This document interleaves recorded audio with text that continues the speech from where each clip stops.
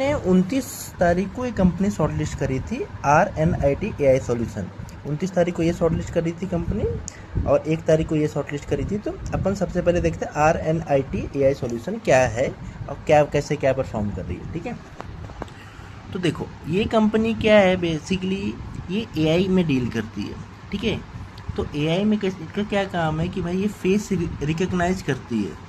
ठीक है, तो और ये SaaS मॉडल पे काम करती है। SaaS मॉडल बेसिकली क्या होता है कि जैसे किसी कंपनी को इनका इंफ्रा लेना है तो उसको पूरा कैपिटल इन्वेस्टमेंट वगैरह नहीं करना पड़ेगा, इनसे सीधा RNIT AI सॉल्यूशन से सीधा आप कॉन्टैक्ट करिए।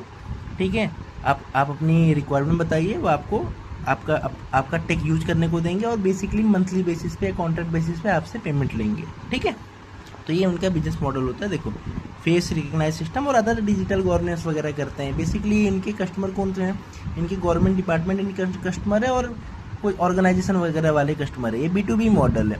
ठीक है, आपको मेरे को सर्विस नहीं देते, ये गवर्नमेंट डिपार्टमेंट वाले या क्या कहते हैं ना अदर ऑर्गेनाइजेशन वाले को ये सर्विस देते हैं। ठीक है, ये देखो ये फेस रिकग्नाइज वगैरह ऐसे करते देखो। ठीक है, तो अभी इनका क्या है, अब इनका कोई कॉन कॉल वगैरह नहीं है। ठीक है, कोई कॉन कॉल वगैरह है नहीं। और ये जो इनका जो कमेंट्री है, अगर आप PPT देखेंगे तो इसमें मैनेजमेंट ने कुछ कमेंट्री वगैरह भी नहीं की कि अपने को पता चले कि कितना आगे ग्रोथ करेंगे। ठीक है, वो बहुत ज़्यादा ज़रूरी होता है कि अपने को पता रहना कि मैनेजमेंट क्या बोल रही है कि आगे कितने % से ग्रो करेंगे।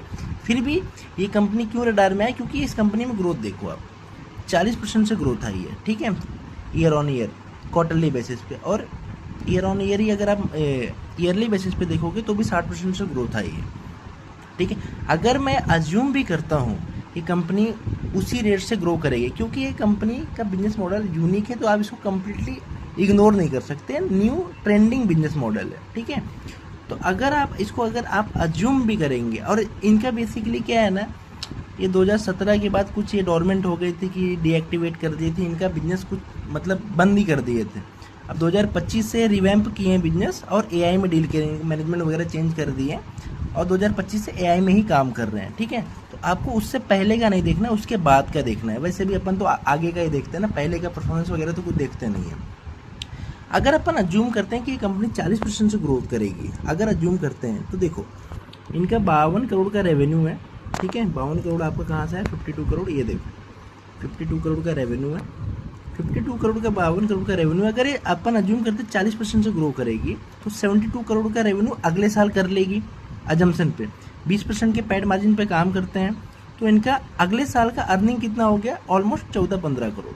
ठीक है, आज सेकंड